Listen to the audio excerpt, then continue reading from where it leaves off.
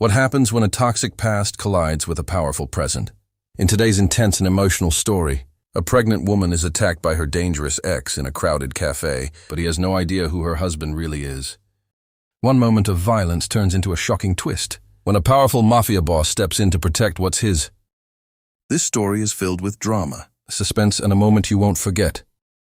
If you enjoy stories like this, don't forget to like, share, and subscribe to the channel. Now let's get started. The small cafe in downtown Chicago was calm and warm, filled with the soft hum of conversations and the aroma of fresh coffee. Emma sat quietly near the window, her fingers wrapped around a cup she hadn't touched. Her other hand rested protectively over her growing baby bump, a mix of anxiety and quiet hope in her eyes. She had chosen this place for its peace, a moment to breathe away from everything, but peace didn't last long. The door suddenly slammed open. Heads turned as Ryan walked in, his presence loud, angry, and impossible to ignore. Emma's face immediately paled. She hadn't seen him in months, and she had prayed never to see him again. But there he was, her past standing right in front of her. "Well, look at you," Ryan sneered, walking toward her table with slow, mocking steps, hiding out like this and pregnant. His eyes dropped to her stomach, his expression twisting with rage. "You moved on that fast."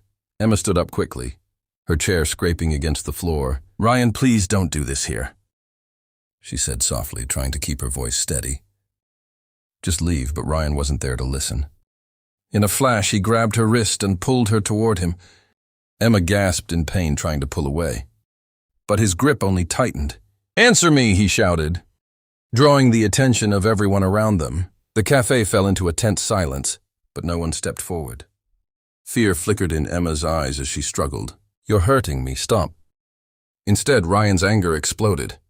His hand moved from her wrist to her throat, gripping just enough to terrify her.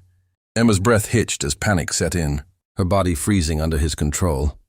People watched in shock, whispering, hesitating, but still, no one moved, and just when it seemed like no one would. Everything was about to change. The tension in the cafe snapped in an instant. "Let her go." The voice was calm, deep, and carried a quiet authority that cut through the fear like a blade. Ryan's hand froze around Emma's throat. Slowly he turned, irritation already forming on his face, until he saw who had spoken. Adrian Volkov stood a few steps away, dressed in a perfectly tailored black coat, his expression unreadable, but his eyes dark with restrained fury. The entire atmosphere shifted. Conversations had already died, but now even the air felt heavier. A few people recognized him immediately and lowered their gaze, unwilling to get involved.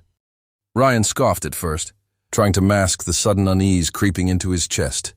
"Stay out of this," he snapped, tightening his grip slightly as if to prove a point. But Adrian didn't even look at him. His focus remained entirely on Emma. She was trembling, her face pale, her breathing uneven the moment Adrian saw the fear in her eyes. Something dangerous flickered beneath his calm exterior. "I said let her go." This time his voice dropped lower. Behind him, two men quietly stepped forward, their presence enough to send a silent message. Ryan noticed them, and for the first time, doubt crossed his face. His confidence wavered. Or what Ryan challenged. Though his voice lacked the same strength, Adrian finally met his gaze. "That's my wife," he said, each word slow and controlled. "And you're touching my child?" The words hit harder than any threat. Ryan's grip loosened instantly, his hand pulling away as if burned. Emma staggered back, coughing softly, her body shaking before she could fall. Adrian closed the distance and caught her, one arm steady around her. "You're safe," he murmured quietly.